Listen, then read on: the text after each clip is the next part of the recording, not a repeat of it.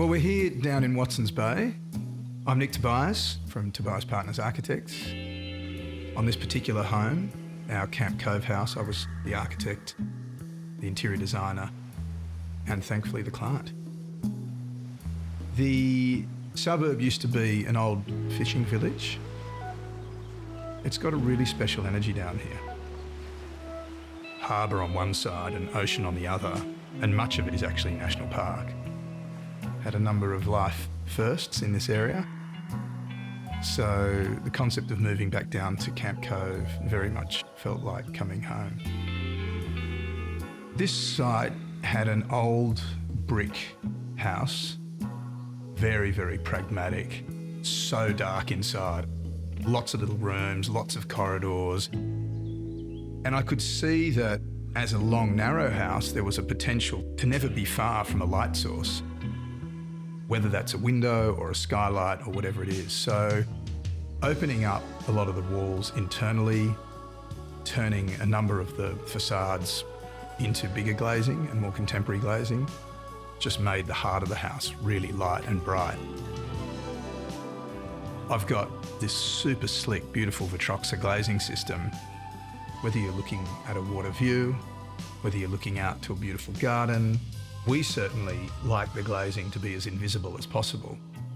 When you finish the building, you hardly know it's there.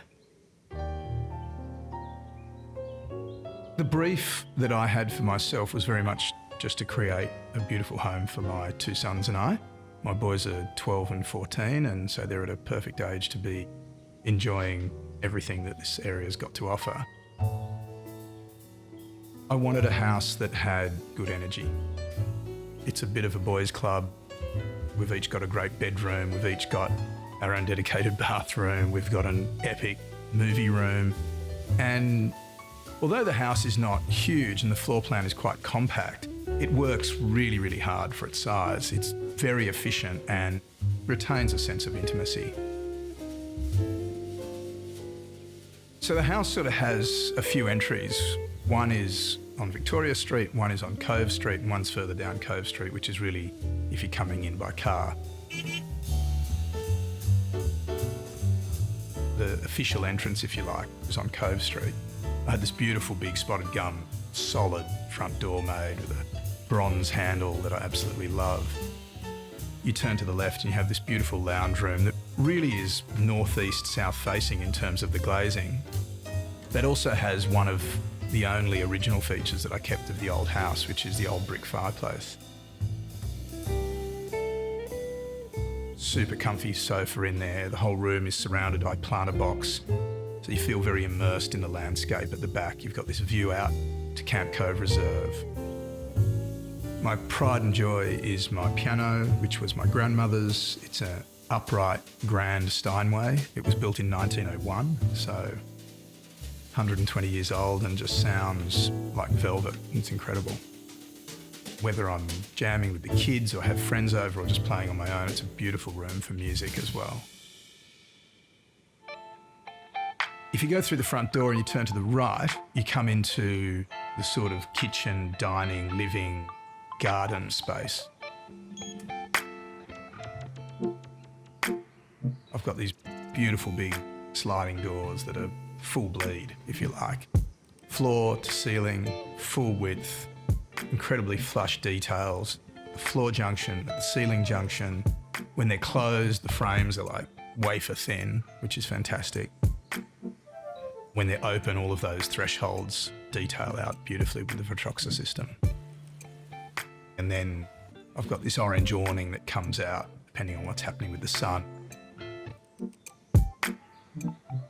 I worked on the garden predominantly with Myles Baldwin. The overall form works really well. Beautiful little stacked sandstone wall, which has got an integrated fire pit in it. Also wanted a garden that was predominantly native. Very mixed species, quite eclectic.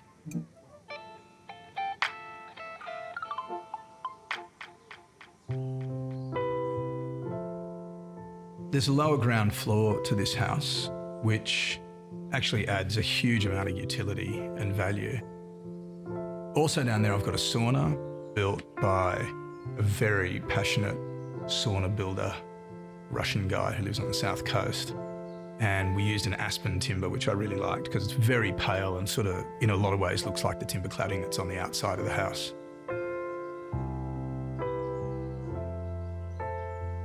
The upstairs is split into two sections.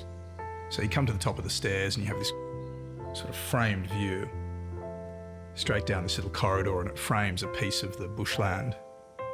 And then you peel off into the two boys' bedrooms. At the other end of the house, I've got my master suite. It feels very relaxed to be in. The whole sort of idea was that it felt like being on an outdoor terrace. So it's tiled in this quite traditional terracotta tile. You've got this beautiful full bleed Vitrocsa glazing in front of it, and you're sort of not quite sure whether you're inside or outside.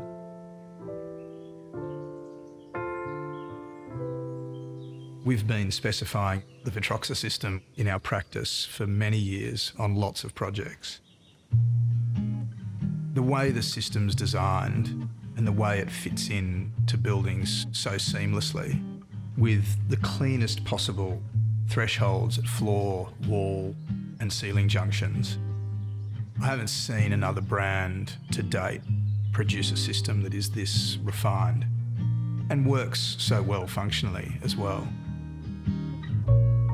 The scope of this house started as, I've bought this house, maybe I'll just do some paint and carpet. And then it became, I'll do some kitchens and bathrooms. And then it became, I'm going to do stages 1, 2 and 3 all at once. So it was evolving really quickly. But there's also something beautiful that comes out of that process, because sometimes you don't overthink things and some of the decisions you make are a lot more intuitive. There can be some really beautiful outcomes that come from the speed of the process. Maybe I'm trying to post-rationalise, but it's how it came out and it feels pretty good.